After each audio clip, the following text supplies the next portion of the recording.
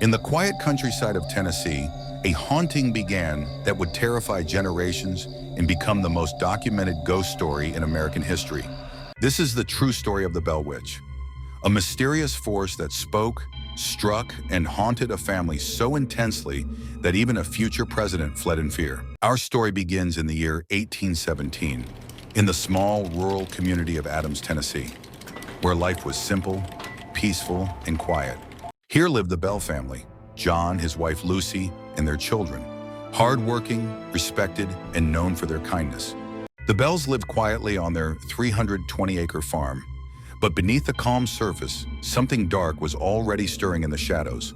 It began with tiny, harmless noises, scratching under the floor, tapping on walls, faint whispers drifting through the night air.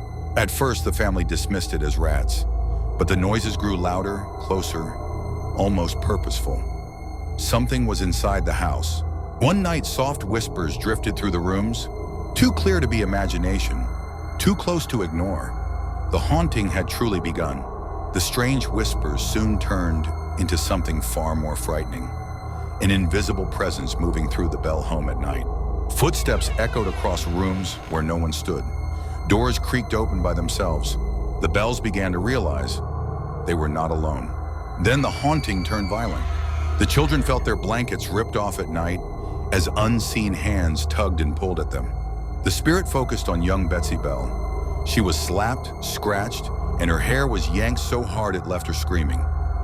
Every morning, Betsy woke with fresh bruises and red marks across her skin, marks no one could explain.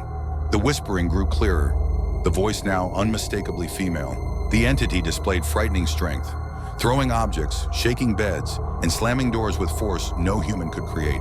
The Bell family couldn't sleep. Every night was filled with bangs, screams, and attacks. They lived in terror, never knowing what the witch would do next. Finally, they accepted the truth. This was not superstition, not imagination. This was a haunting unlike anything the world had seen. The whispers soon turned into words. The family heard a raspy, chilling female voice introduce herself as Kate, but the townspeople soon called her the Bell Witch. Kate didn't just speak. She mocked, taunted, and insulted the family relentlessly. She laughed cruelly, sometimes for hours, leaving the Bells terrified. The Bell Witch proved intelligent. She repeated sermons she overheard miles away and answered questions before they were even asked, showing knowledge beyond normal means. Neighbors and travelers began to hear her too. Stories spread of a voice that spoke without a body, warning, mocking, and terrifying anyone who dared approach the Bell farm. Kate had a personality, playful, cruel, and vindictive. She chose her victims carefully, focusing on those who angered or disrespected her. The Bells lived in constant fear. They huddled together at night, prayed, and sought help from neighbors. But nothing could stop the witch. Kate's power seemed limitless. And then the witch made a chilling promise. She would continue haunting the family, and her anger would culminate in the death of John Bell, the head of the household. John Bell grew weaker each day. His hands trembled, his speech failed, and the witch bragged she was draining the life from him. One morning, the family found a strange vial of black liquid by his bedside. The witch proudly announced that she had poisoned him. John Bell died on December 20th, 1820. As the family mourned, the witch laughed, loud, triumphant, and echoing through the Tennessee hills.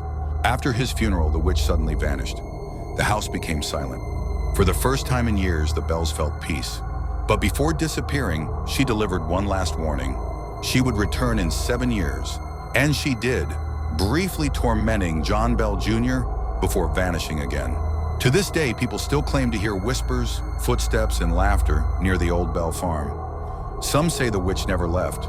Others believe she's waiting to return again. Please don't forget to like, comment, share, and subscribe.